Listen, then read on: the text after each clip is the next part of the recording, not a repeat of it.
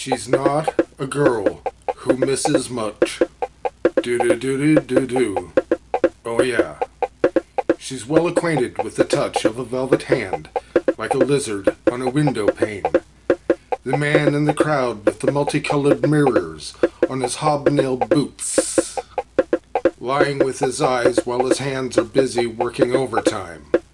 A soap impression of his wife which he ate and donated to the National Trust.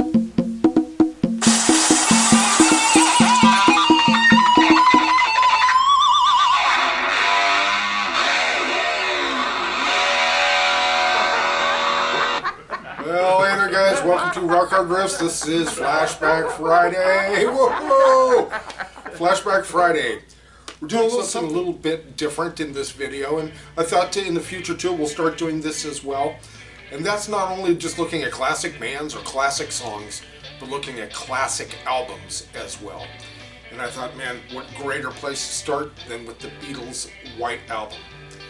Now, this was released in 1968, and it's a double album. Ringo Starr said that, there's a lot of information on this album, and maybe they should have made it two albums, the White Album and the Whiter Album. The perfect Ringoism. That's about as good as it gets. Also, what Paul said about the White Album, he said, "It's the Beatles' bleeding White Album. It sold. Shut up." There you have it. That's enough. That's enough to say about the White Album. It's something different to everybody. To me, though, it's the ultimate album. I'm not going to say rock album. I'm not going to say art album. I'm not going to say jazz album or avant-garde. I'm not going to say anything like that. I'm just going to say, to me, it's just the ultimate album. There's just so much great, different types, so varied, different types of music on this album. And considering everything that the Beatles were going through at that time, Brian Epstein had just passed away not too much before this. They had just returned from India with the Maharishi Mahesh Yogi. They were meditating there, and a lot of the songs, of course, came from those meditation sessions. And a lot of other people were there as well. So let's talk about some of the songs. Let's go over a few. And, it's a Beatles White Album. It's a Beatles bleeding White Album. It sold. Shut up. If you aren't familiar with this album, the record album, this poster comes with the album along with 4 separate photos of the Beatles separately. So you have this great big poster, which is really cool. It's a montage, just like the album, just like the songs. And then on the back are all the songs and the lyrics.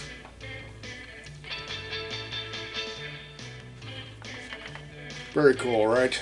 Now take songs like Back in the USSR, that's Paul just straight ripping off the Beach Boys, right? And he was the first one to say it, right? And it sounds just like the Beach Boys as well. What a great way to break, to ring in the album, right? And then we start going to some of the India type music, which is like Dear Prudence. The song Dear Prudence by John was about an experience in India. Mia Farrow's sister Prudence. There's plenty to read about that. I'm sure you're probably familiar with that if you're a Beatles fan. Glass Onion, Obladi Oblada, which Paul was sued for from hearing a guy saying that term in, I believe it was the Caribbean. Wild Honey Pie, what a crazy song.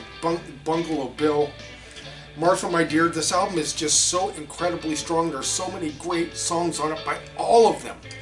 George's While My Guitar Gently Weeps, and Long, Long, Long. There we go from just incredible, really good, thoughtful rock to just an incredible, awesome art type song. Long, Long, Long. It's one of my favorites, as well as Happiness is a Warm Gun, which is what John saw the cover of a Guns N' Ammo magazine. It was titled Happiness is a Warm Gun. He took that and wrote the rest of the song around it, which that song is such a trip. And part of it's about Yoko, Mother Superior, and different drug references and all that kind of thing in there. But John's voice in this album, this to me is like, Sgt. Pepper, of course, was Paul. Magical Mystery Tour pretty much too, but not that there isn't plenty of great George and John and Ringo in there as well, but John dominates this album in my opinion. What is your opinion? And I don't mean dominate, but he just comes out, right? He's like embossed on this album, even though the rest of it is so dang good. And Cry Baby Cry, one of my all-time favorites. Beatles' White Album. They could have separated it and called it the White Album and the Whiter Album. I like it just like it is. George Martin, the producer, said it was too much. I disagree. I don't think there's one bad song on this album. Now, some might argue that Revolution Number 9 or Revolution 9 is a bit much. To each their own. Do I listen to the song? Not really.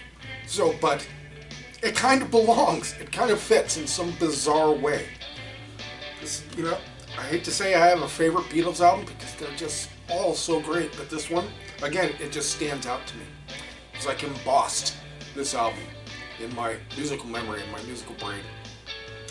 Alright guys, thank you so much for joining us. Please leave us comments. Let us know your opinions. What are your thoughts?